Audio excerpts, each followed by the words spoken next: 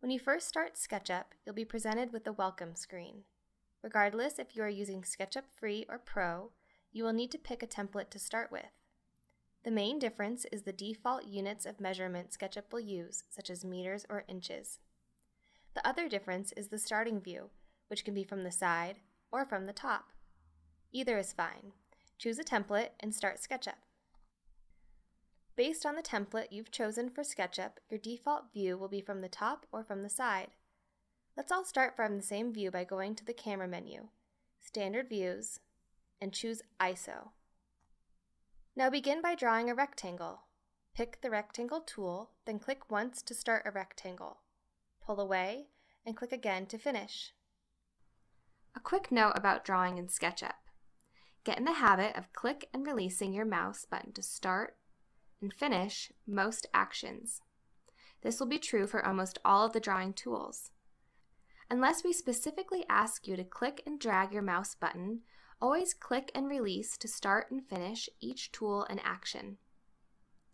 Now undo any rectangles by going to the Edit menu and choosing Undo. Draw another rectangle, but this time keep an eye on the lower right corner as you do.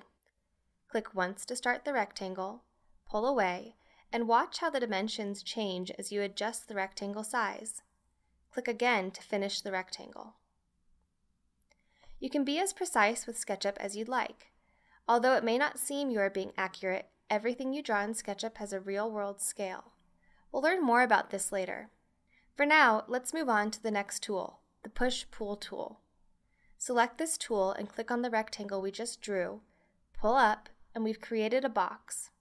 Click to finish. The Push-Pull tool will literally push or pull on any flat surface. Try it on our simple box. Click on this side to pull it out and click to finish. Click on this side to push it in and click to finish. Now let's combine more rectangles with the Push-Pull tool. Select the Rectangle tool and draw a rectangle on our existing box.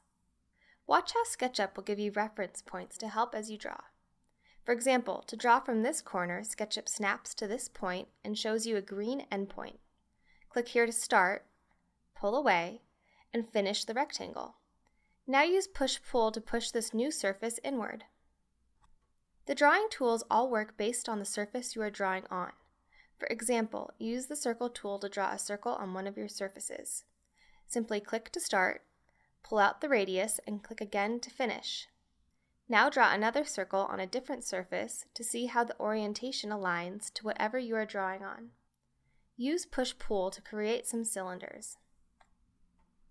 Select the Rectangle tool again and start from this upper edge. SketchUp shows a red dot indicating you are on the edge. Click to start and draw down to a lower edge, also showing a red dot. Use Push-Pull to push this surface inward. All reference points are called inference points in SketchUp, and they will be very helpful in making you both accurate and fast. Here are the basic inference points: endpoints, on-edge points, and midpoints for the middle of any edge. There are others, but these are the most common. You can see how simple it is to create 3D objects in SketchUp. Let's take a moment to explore navigation in SketchUp. Start with the Orbit tool. Click and drag to orbit your view right to left and up and down. For practice, try orbiting fully around your model. Next is the Pan tool. This moves your view side to side without orbiting. Click and drag to pan your view of the model around the screen. The final navigation tool is Zoom. Click and drag to zoom closer to and away from your model. Now try practicing using Orbit, Pan, and Zoom together. Zoom in, Orbit, Pan, Orbit, Zoom, and so forth. Navigating is essential in SketchUp, but going back and forth to pick the icons seems slow and cumbersome, which is why we've built all the navigation tools into a 3-button scroll wheel mouse. Simply roll the mouse wheel forward and back to zoom in and out. Press the wheel down to orbit. Press the wheel down and hold Shift key on your keyboard to pan. Practice navigating again using the scroll wheel for a much faster experience. Another advantage to using the scroll wheel is better control over zooming. Try this. Hover your cursor over this corner of your model and roll the wheel forward. See how it zooms towards that corner? Using the scroll wheel will zoom toward and away from any area where your cursor is, making navigation even easier. Let's review what we've learned so far by creating a very simple house object. Begin by zooming back out so we can see our entire model, then use the Select tool. Click and drag a selection box around the entire model and press Delete on your keyboard. Draw a new rectangle and use the Push-Pull tool to pull this rectangle into a box. Orbit and pan to get a better view of the top. Now let's split this top surface with the Line tool. Before drawing the line, hover over the top edge and find the midpoint inference. Click on the midpoint to start drawing, move across the surface and find the midpoint on the opposite edge and click to finish the line. We'll pull this new edge up to create a roof. Choose the Select tool and click on the edge to select it. With the edge highlighted, use the Move tool to create a ridge. Click on the edge to begin moving it, move it upward, and click again to finish. A quick orbit shows that I wasn't very careful in moving my roof line and the result is uneven. Let's undo that move and see how SketchUp can help us to be more accurate. Make sure the edge is selected, then using the Move tool, click once on the edge to start moving it. While moving it around, notice that the edge snaps to a blue dotted line. This is an indication that you are moving the edge straight up, which will result in an even roof. Click to finish. In SketchUp, the red, green, and blue axes will help you to draw and move correctly in 3D space. Let's try it by creating a chimney on the roof. Navigate for a better view of the roof surface. Now use the Line tool and click once on an upper part of the roof to start drawing a line.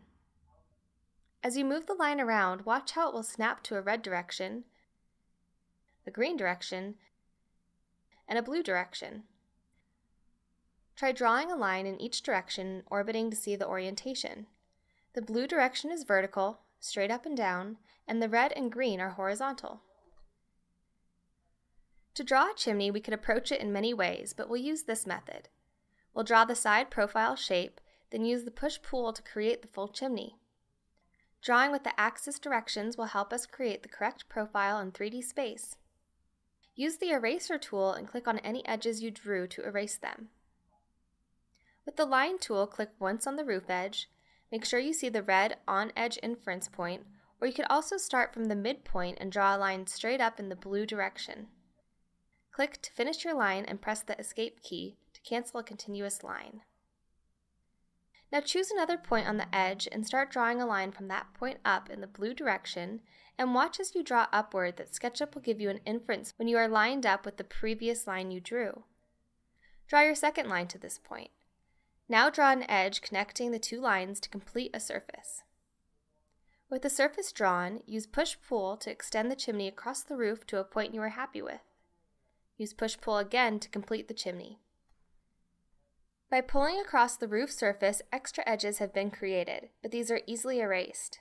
Any lines drawn across coplanar surfaces can be erased to form one larger surface.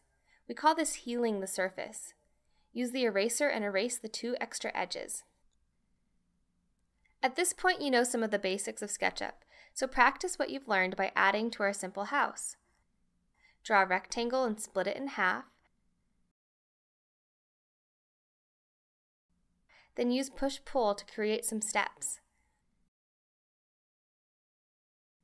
Draw a few more rectangles to create a door and windows. Try a few things on your own. You can see how easy it is to create simple models in SketchUp with only a few tools.